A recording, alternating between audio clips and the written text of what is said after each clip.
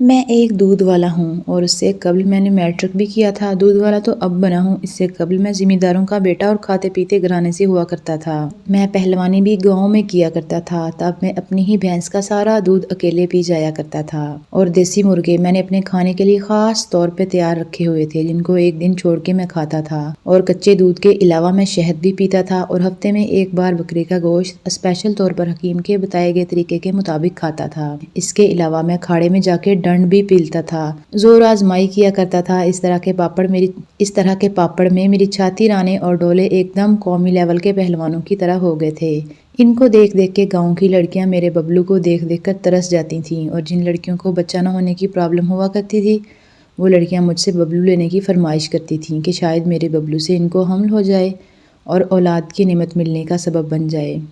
لیکن میں نے کبھی زبردستی کسی کی بلی نہیں ماری تھی۔ پھر میں نے زندگی میں ایک بار غصے کی لی، اور وہ دن ہے کہ آج کا دن مجھ کو پیچھے سے مارنے کا ایسا چسکا پڑا ہے کہ میں اب جان بوجھ کے اس لڑکی کی بلی مارتی جس کو ماہواری آئی ہو، اور اس گھروں میں جاتا رہتا ہوں تو مجھے عورتوں سے روز ملنے کی بنا پہ اندازہ ہو جاتا ہے کہ اس لڑکی یا آنٹی کو ماہواری آئی ہوئی ہے۔ پھر اس کو ڈوگی بنا کے اس کی بلی کی بجائے پیچھے سے مارتا ہوں۔ چونکہ میں دودھ والا ہوں اور اس بار نئی کہانی دودھ دینے کے دوران بنی، اس کو شیئر کرنا ہی ہمارا مقصد ہے۔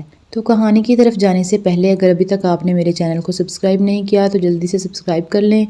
روز صبح مجھے سپلائی کے لیے دودھ دینے لوگوں کے گھروں میں جانا ہوتا ہے۔ ایک گرم آنٹی جو کہ اکیلی رہتی تھی اور اس کی ایک چھوٹی بیٹی تھی، اس کو دودھ جلدی دینا پڑتا تھا کیونکہ وہ اپنی بیٹی کو پلاتی تھی۔ ایک دن میں اس کے گھر دودھ دینے گیا تو وہ تھکی ہوئی رات کی جاگی لگ رہی تھی۔ اس نے کئی بار مجھ کو اشارہ دیا تھا، لیکن میں اب لڑکیوں کا شوقین ہو چلا تھا۔ وہ عورت بن چکی تھی، لیکن ان دنوں اتفاق سے کوئی نہیں ملی تھی اور اب اس کی ہی بلی لینی پڑی تھی۔ میں نے اس کو دودھ دیا تو کہنے لگی کہ اندر رکھ دو آپ، اور اگر برا نہ لگے تو اسے گرم بھی کر دو، میری طبیعت ٹھیک نہیں۔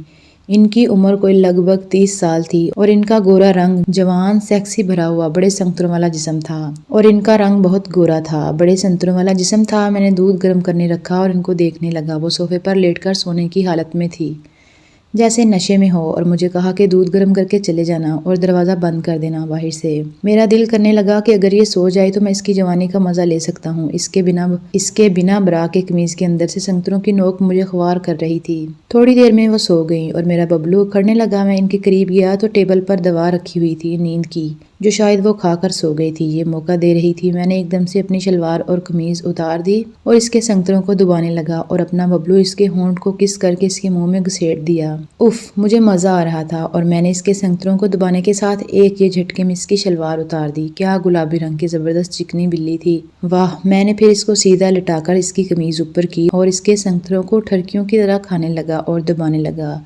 میں فل خوار ہو گیا تھا اور وہ نیند میں مست تھی۔ میں نے زبان سے اس کے جسم کی جوانی کو خوب چاٹا اور پھر اس کی ٹانگوں کو کھول کر اس کے کندھوں کے پیچھے لے گیا اور اس کی بلی میں اپنا ببلو گھسیڑ کر تیز تیز اس کی بلی مارنے لگا۔ میری سپیڈ اور جھٹکوں سے وہ فل مست ہل رہی تھی اور اس کے سنگترے پکڑ کر زور زور سے دبانے اور چوسنے لگا۔ اس کے بعد میں نے اس کو اپنی گود میں اٹھا کر اس کی ٹانگوں کو پکڑ کر اوپر نیچے کر کے زبردست مارا، اور اس کی نشے میں مست حالت مجھے اور خوار کر رہی تھی۔ کوئی 20 منٹ کی مشقت کے دوران میں نے اس کی جوانی کا فل مزہ لے لیا تھا اور اس کی بلی سے اپنا ببلو نکال کر اس کی بلی کو صاف کیا اور انگلی سے بھی اس کی بلی کا پانی نکالا۔ پھر میں نے 30 منٹ بعد اس کو گھوڑی بنا کر اس کی بلی بھی ماری اور پھر میں نے اس کے ساتھ بہت بار اس کی لی۔ آنٹی کی جوانی کا زبردست مزہ لیا اور پھر وہ آنٹی میرے ببلو کی دیوانی ہو گئی تھیں اور میں ہر بار اس کی جوانی کو دودھ دے کر لیتا اور اس کے سنگتروں کا بھی مزہ لیتا تھا۔ اس کے بعد فری ہو گئی تھیں اور میں نے اگلے ہفتے اس کو پھر آنے کا وعدہ کیا اور چلا گیا۔